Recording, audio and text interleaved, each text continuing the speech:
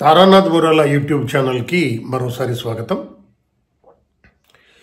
27 June 2024 department of personnel and training వాళ్ళు దేశంలో ఉన్న కేంద్ర ప్రభుత్వ రంగ సంస్థలకి అటానమస్ బాడీస్, ఇండిపెండెంట్ అటానమస్ బాడీస్కి కేంద్ర ప్రభుత్వ ఉద్యోగులకి వర్తించేలాగా ఒక ఆర్డర్, ఉత్తర్వులు జారీ చేశారు. ఇది యాక్చువల్గా 11/3/2016లోనే ఇష్యూ చేసిన, ఎప్పటికప్పుడు డిపార్ట్మెంట్ ఆఫ్ పర్సనల్ ట్రైనింగ్ వాళ్ళు ఈ ఉత్తర్వులని అమలు చేయటంలో చాలా స్ట్రిక్ట్గా ఎప్పటికప్పుడు ఉత్తర్వులు జారీ చేస్తున్నారు. ఏంటి ఉత్తర్వులు అనంటే, ఒక ఉద్యోగి సరిగా పనిచేస్తున్నాడా లేదా అనేది అసెస్ చేసి, సరిగా పనిచేయటం లేదు అని మేనేజ్మెంట్లో తీర్మానం జరిగినప్పుడు ఆ ఉద్యోగిని ఉద్యోగంలోంచి తీసేయాలంటే గతంలో లాగా ఒక పనిష్మెంట్ ఆర్డర్ ఇచ్చి దానికి ఎక్స్ప్లెనేషన్ కాల్ఫర్ చేసి తర్వాత మళ్ళీ రూల్ 36 రూల్ 14 ఇచ్చి దాని మీద మళ్ళీ అతను వాదించుకునే అవకాశం ఇచ్చి ఈ ప్రాసెస్ అంతా చేయాల్సిన అవసరం లేదు. అలా అవసరం లేకుండానే ఫండమెంటల్ రూల్స్ రూల్ 56J/I ఆ రూల్ ప్రకారం కానీ, లేదా 2021లో విడుదల చేసిన సిసిఎస్ పెన్షన్ రూల్స్ 2021లో రూల్ 42 ప్రకారం కానీ, లేదా 1972 సిసిఎస్ పెన్షన్ రూల్స్లోని రూల్ 48 ప్రకారం కానీ, 48 అన్నా కొత్త దాంట్లో రూల్ 42 ఆఫ్ 2021 అన్న ఒకటే. ఈ రెండు రూల్స్ని వినియోగించుకుంటూ ఉద్యోగికి 3 నెలల నోటీస్ ఇచ్చి నువ్వు పలానా తారీఖు నుంచి రిటైర్ అయినట్టు ట్రీట్ చేస్తున్నావు అని చెప్పటం కానీ, లేదా నోటీస్ కూడా ఇవ్వకుండా డైరెక్ట్గా 3 నెలల జీతం ఇచ్చేసి నువ్వు ఇంటికి వెళ్ళిపోమని చెప్పటం కానీ చెయ్యొచ్చు, ఆ అధికారం ఉంది అని చెప్పి ఒక రూల్ ఉంది. ఈ రూల్ని మీరు ఎందుకు ఇంప్లిమెంట్ చేయటం లేదు? స్ట్రిక్ట్గా ఇంప్లిమెంట్ చేసి ప్రతి నెల మాకు రిపోర్ట్ పంపండి అని చెప్పి డిపార్ట్మెంట్ ఆఫ్ పర్సనల్ ట్రైనింగ్ దేశంలో ఉన్న కేంద్ర ప్రభుత్వ రంగ సంస్థలకి, కేంద్ర ప్రభుత్వ శాఖలకి, అటానమస్ బాడీస్కి వర్తించేలాగా ఉత్తర్వు ఇచ్చింది. దీని నేపథ్యం ఏంటి అని మనం చూసుకుంటే, ఒక విజిల్ బ్లోయర్ అంటే సమాజంలో జరిగే వివిధ విషయాల పట్ల స్పందించి దాని మీద కోర్టులో కేసులు వేయటం కానీ, లేదా సమాచార హక్కు చట్టం కింద స్పందించడం కానీ, కంప్లైంట్లు చేయటం కానీ చేస్తూ సమాజ అభివృద్ధికి పాటుపడే వాళ్ళని విజిల్ బ్లోయర్స్ అంటారు. వివిధ చట్టబద్ధమైన పద్ధతుల ద్వారా చేసేవాళ్ళని. ఈ ఒక విజిల్ బ్లోయరు అసలు ఈ రూల్ 56J కిందనో, లేకపోతే పాత రూల్లోని సిసిఎస్ పెన్షన్ రూల్స్లోని రూల్ 48 ప్రకారము దేశంలో ఎంతమంది ఉద్యోగులని అసమర్థులు, లేకపోతే పనికిరారు వీళ్ళు ఉద్యోగానికి అని ఎంతమందిని తీసేశారు, నాకు వివరాలు ఇవ్వండి అని చెప్పి అడిగినప్పుడు ఎవరిని తీసేయలేదు అని కేంద్ర ప్రభుత్వం అతనికి సమాచారం ఇచ్చిన తర్వాత అతను సుప్రీంకోర్టులో కేసు వేసాడు. ఏమని? ఈ దేశంలో ఇన్ని లక్షల మంది ఉద్యోగులు ఉంటారు, వీళ్ళల్లో ఎవరు అసలు చేతగానోడో లేదా పనికిరానోడో ఎవరూ లేరా? ఇప్పటి వరకు ఈ రూల్ ఎందుకు పెట్టారు, అసలు ఎందుకు అమలు చేయలేదు అని సుప్రీంకోర్టులో కేసు వేస్తే సుప్రీంకోర్టు కూడా దీని మీద ఒక తీర్పు చెబుతూ, లేదు ఈ రూల్ ప్రకారం తీసేయచ్చు, మీరు ఈ రూల్ ప్రకారం అసలు నోటీస్ ఇవ్వకుండానే తీసేయచ్చు. Union government of India versus colonel JN Sinha కేసులో నోటీస్ కూడా అవసరం లేదు అని చెప్పి సుప్రీంకోర్టు తీర్పు చెప్పింది. దీని తర్వాత మళ్ళీ 2022లో కూడా ఇంకొక కేసులో కూడా సుప్రీంకోర్టు ఇదే రకమైన తీర్పుని చెప్పింది. చెబుతూ కేంద్ర ప్రభుత్వానికి ఏమని ఆదేశం ఇచ్చింది అని అంటే, మీరు రివ్యూ ఎప్పటికప్పుడు చేయాలి, రివ్యూ ఎప్పటికప్పుడు చేస్తూనే మాకు ఇన్ఫర్మేషన్ ఇవ్వాలి. ఎంతమంది ఉన్నారు, 55 ఏళ్ళు దాటిన వాళ్ళు ఎంతమంది ఉన్నారు, వీళ్ళకి మీరు ఏమేం చేశారు, రివ్యూ చేశారా లేదా, రివ్యూ చేస్తే ఇందులో ఎవరు వాడు ఉద్యోగానికి అని మీరు తీర్మానం చేశారన్న డీటెయిల్స్ ఎప్పటికప్పుడు సుప్రీంకోర్టుకు సబ్మిట్ చేయాలి అని చెప్పారు.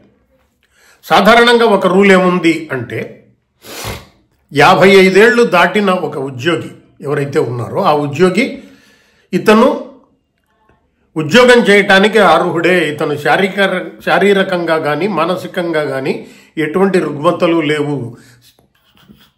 సాధారణంగా ఏజ్ పెరిగే కొద్దీ మతిమరుపు రావటం, మర్చిపోవటం, నిన్న చెప్పింది ఈరోజుకు గుర్తుండకపోవటం లాంటి అంశాలు ఉంటాయి. అందుకోసమని పాత రోజుల్లో ఈ 55 ఏజ్ దాటిన వాళ్ళు ప్రతి సంవత్సరం డాక్టర్ దగ్గర I'm fit for doing the job అనే రకంగా ఒక సర్టిఫికెట్ ఇచ్చి దాన్ని సర్వీస్ బుక్లో అతికించాలి అన్న ఒక రూల్ ఉంది. అయితే దేశంలో ఉన్న ఎవరూ కూడా, ఏ డిపార్ట్మెంట్ కూడా దీన్ని పెద్దగా పాటించకుండా రొటీన్ లాగా అయ్యింది. అది అసలు సబ్మిట్ అడగటమే మానేశారు. ఈ నేపథ్యంలో అసలు రూల్ కూడా ఉంది కదా, కాబట్టి 55 ఏళ్ళు కాదు, 50 ఏళ్ళు నిండిన ప్రతి ఒక్క ఉద్యోగి యొక్క పర్ఫార్మెన్స్ను రివ్యూ చేసి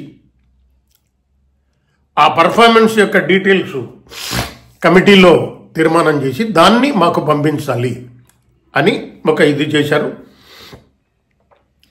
దీనికి 35 ఏళ్ల కంటే ముందు ఉద్యోగం వచ్చి ఉండాలి. 50 ఏళ్ళు దాటి ఉండాలి. 50 ఏళ్ళు దాటిన వాళ్ళందరి యొక్క పనితీరుని రివ్యూ చేయాలి. 55 ఏళ్ళు దాటితే అది కంపల్సరీ రివ్యూ చేయాలి. కనీసం 30 ఏళ్ళు సర్వీస్ చేసి ఉండాలి. సంవత్సరంలో ఈ 50 ఏళ్ళు దాటిన వాళ్ళకి, 30 సంవత్సరాలు నిండిన వాళ్ళకి సర్వీసు ప్రతి సంవత్సరం 4 సార్లు ఇట్లా రివ్యూ జరగాలి. దీనికోసం ఒక రిజిస్టర్ మెయింటైన్ చేసి ఆ రిజిస్టర్లో ఏమేమి రివ్యూ చేశారు అన్న ఇది చెయ్యాలి అని చెప్పి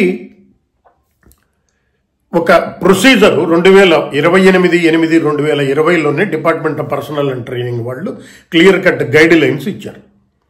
పిఎస్యులు, బ్యాంకులు, అటానమస్ ఇన్స్టిట్యూషన్స్, సెంట్రల్ గవర్నమెంట్ ఉద్యోగులు, ఇలా అందరికీ.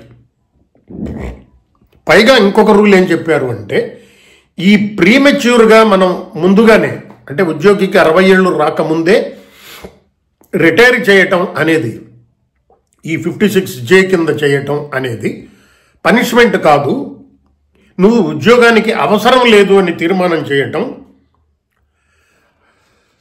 CCA కాండక్ట్ రూల్స్ 1965 ప్రకారం కంపల్సరీ రిటైర్మెంట్ ఇవ్వాలంటే అది పనిష్మెంట్గానే తీర్మానం చేయాలి అన్న రూలు ఈ 56J కింద ఇచ్చిన పనిష్మెంట్లకు, 56J కింద పనిష్మెంట్ కింద ట్రీట్ చేయకుండా 3 నెలల జీతం ఇచ్చి ఇంటికి వెళ్ళిపోవటానికి వర్తించదు కాండక్ట్ రూల్స్ 1965 అనేది కూడా ఈ ఆర్డర్లో ఉంది.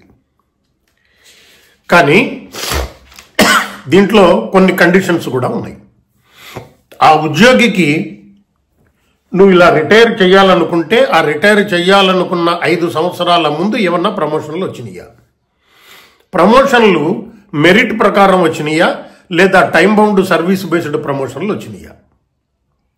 ఒకవేళ టైం బౌండ్ సర్వీస్ బేస్డ్ ప్రమోషన్లు వచ్చి ఉంటే ఆ సిఆర్లు అతను ఇప్పుడు ఎందుకు పనిచేస్తున్నాడో, అప్పుడు ఎట్లా ప్రమోషన్ ఇచ్చారు అన్న విషయాన్ని కూడా రివ్యూ చేయాలి అని రూల్ పెట్టారు. దీనికోసం ఒక రివ్యూ కమిటీని ఏమన్నారు, ఉద్యోగి గ్రూప్ ఏనా, గ్రూప్ బినా, గ్రూప్ సినా, గ్రూప్ డీనా అన్న దాన్ని బట్టి కమిటీలో ఏ ర్యాంక్ అధికారులు ఉండాలి అని చెప్పి ఒక రూల్ ప్రొసీజర్ పెట్టారు. రివ్యూ కమిటీ రికమెండేషన్స్ వాళ్ళు మొత్తం ఈ అప్లికేషన్ రిప్రజెంటేషన్, ఈ ఎవరినైతే తీసేయాలనుకున్నారో వాళ్ళ డీటెయిల్స్ అన్ని ఈ రివ్యూ కమిటీకి ఇవ్వాలి. వాళ్ళు రివ్యూ కమిటీ మొత్తం వీటిని పరిశీలించి రివ్యూ కమిటీ రికమెండేషన్స్ని అపాయింట్ అథారిటీ, ఏ కేడర్ వ్యక్తి ఎవరికి ఇవ్వాలి, అతన్ని నియమించే అధికారం ఎవరికి ఉంది అన్న దాన్ని బట్టి చూసుకుని అతనికి ఇస్తారు. అతను ఆర్డర్ ఇంప్లిమెంట్ చేస్తారు. అయితే ఒకసారి తీసేయాలి ఇతన్ని 56J కింద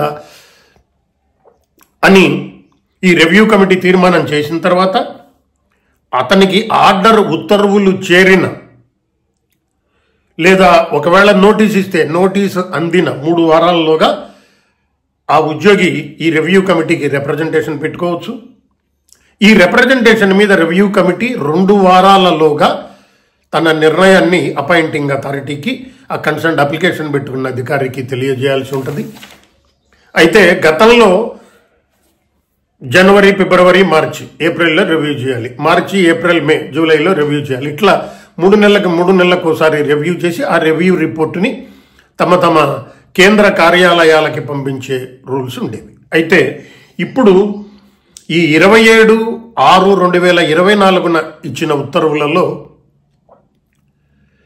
ప్రతి నెల మీరు రివ్యూ రిపోర్టు పంపమని ఇచ్చారు. గతంలో దానికి ఇప్పుడు ఇచ్చిన దానికి తేడా ఏంటంటే, ఈ ఎవరైతే 50 ఏళ్ళు దాటారో, ఎవరైతే 30 సంవత్సరాల సర్వీస్ కంప్లీట్ చేసుకున్నారో వీళ్ళందరి ఇష్యూలు రివ్యూ చేసి ఎవరు బాగా పనిచేస్తున్నారు, ఎవరు బాగా పనిచేయటం లేదు అన్న విషయాన్ని కూలంకషమైన రిపోర్టు ప్రతి నెల మాకు పంపండి అని డిఓపిటి ఉత్తర్వులు జారీ చేసింది. ఎందుకు ఇలా జారీ చేశారు? దీంట్లో అంతర్యం ఏమిటి? ప్రతి సంవత్సరం వస్తున్నాయిలే సార్ ఇవి అనేదానికంటే రైల్వేలో, జమ్మూ కాశ్మీర్లో ఇట్లా కొన్ని డిపార్ట్మెంట్లలో, స్టేట్ గవర్నమెంట్లు కూడా ఈ రకమైన ఉత్తర్వుల ద్వారా కొంతమందిని రిటైర్ చేసిన సంఘటనలు దృష్టికి వస్తున్నాయి. దాని మీద కోర్టుకు వెళ్ళారు, కోర్టులో ఛాలెంజ్ చేయడానికి లేదు. ఎప్పుడైతే ఇది మీరు డిసిప్లినరీ కేసు కాదు, డిసిప్లినరీ కేసు కిందకి రాదు కాబట్టి తీసేసే అధికారం మాకు ఉంది అని చెప్పి దాంట్లో ఆర్గ్యూ చేశారు. చూద్దాం. ధన్యవాదాలు.